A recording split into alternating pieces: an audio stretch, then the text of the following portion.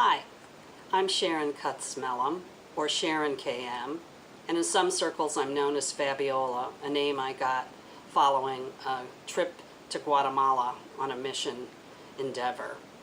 I'm the wife of Bob, the mom to Amanda and her wife Hilda, and to my son Nathan and his wife Amanda, and the grandmother of two absolutely awesome little grandboys, Booker, age 8, and Davis, age 7.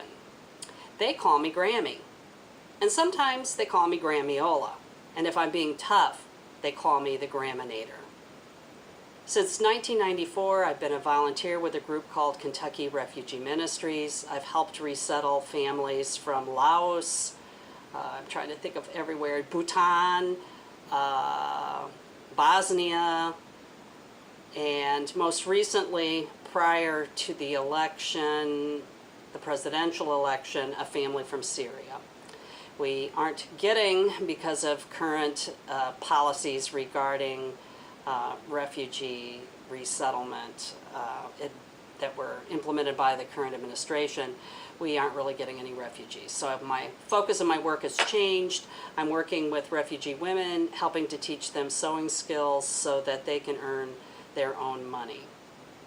My work career has centered in the social justice and advocacy arena.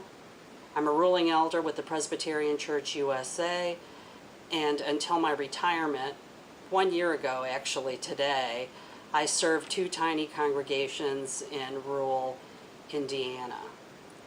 In August of 2016, I preached a sermon from Micah, which essentially says to do justice, love kindness, and walk humbly with your God. And I had barely climbed out of the pulpit, and I overheard a group of my parishioners discussing where to get their Trump yard signs.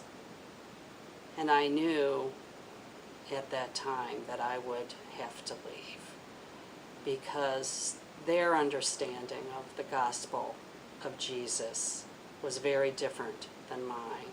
And I felt like I had failed somehow to teach them the message that Jesus brought to this world. The one that wasn't about building a wall, but the one that was about welcoming the stranger, taking care of the sick and the poor and the widows, and visiting the prisoner. The Jesus who welcomed the little children instead of separating them from their parents and imprisoning them. So I retired a little earlier than I had planned. I lost my religion, but I didn't lose my faith. And for the past year, I've been waiting for some instruction about what to do next. And with the implementation of the current whatever they are, because they're not legal, regarding family separation, I knew that I was going to need to go to the border.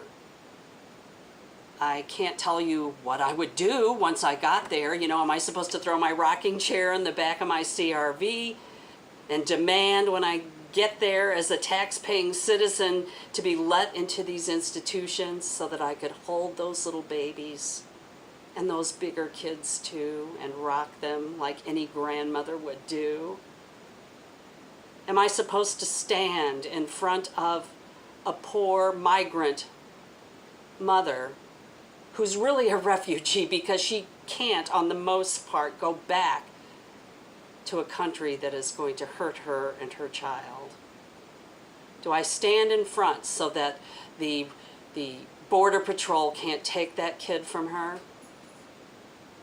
I don't know. But I am waiting for the rest of you abuelas to get here. And we're going to figure this thing out together like grandmothers always do.